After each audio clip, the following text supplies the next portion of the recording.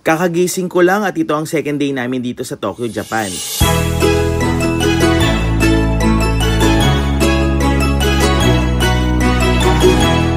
Nagstay kami sa Appa Hotel sa Shinjuku kung saan matatagpuan ang sikat na Godzilla head. Ang cool, no?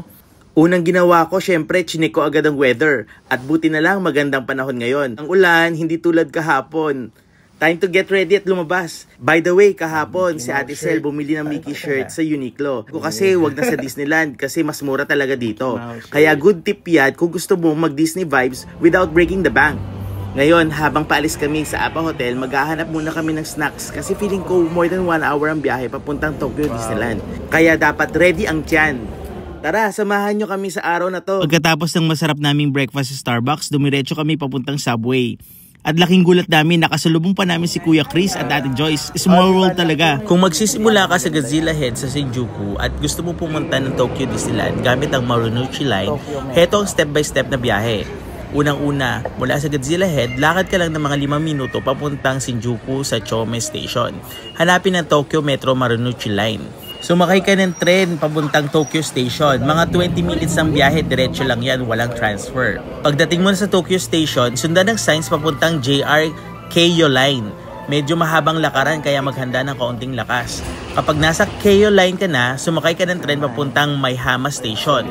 Ang Maihama Station ang pinaka-access point papuntang Tokyo Disneyland. Pagbaba namin ng tren, ramdam mo na agad ang magical vibes ng Disney.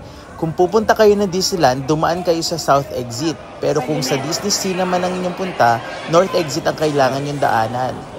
Ang unang-unang dapat gawin, ihanda ang ticket para sa seamless na pagpasok. At syempre, ang iconic na Disney Castle ang sasalubong sa inyo. Tanda na pagpasok sa gateway to the happiest place on earth. Para masulit ang Tokyo Disneyland experience mo, ito ang ilang pro tips para makaiwas sa mahabang pila at enjoy ang buong araw.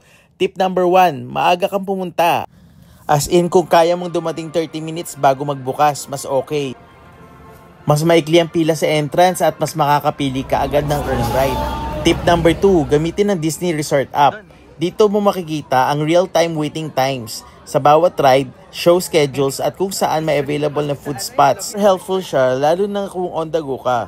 Tip number 3, mag-prioritize ng mga sikat na rides sa umaga. Unahin mo agad ang mga matagalang pila tulad ng Beauty and the Beast, Splash Mountain, Space Mountain. Kasi habang tumatagal ang araw, mas mahaba ang pila nila. Tip number 4, gumamit ng Disney Premier Access if available. At kung meron ka namang extra budget at ayaw mo na mag-intay, ito ay parang fast pass na pwede mong bilhin via app para makapasok ka sa ride na specific time.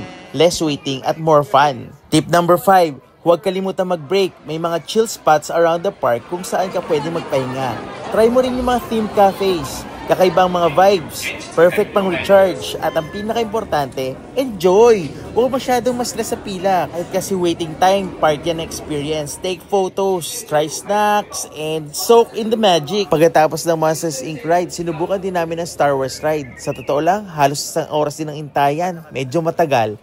Sayang lang at nalobat ang phone ko, kaya hindi ko na na-videohan ang Beauty and the Beast team ride. Isa yun sa pinakamagandang rides dito sa Tokyo Disneyland. Super ganda talaga. Hindi ko rin na-capture yung fireworks sa huling part ng gabi, pero kahit ganun, sobrang na-enjoy na rin kami sa buong experience. Sa totoo lang ha, mas maganda pa rin para sa akin ang Castle Light Show ng Hong Kong Disneyland kumpara sa finale dito sa Tokyo Disneyland. Mas magical talaga yung sa HK.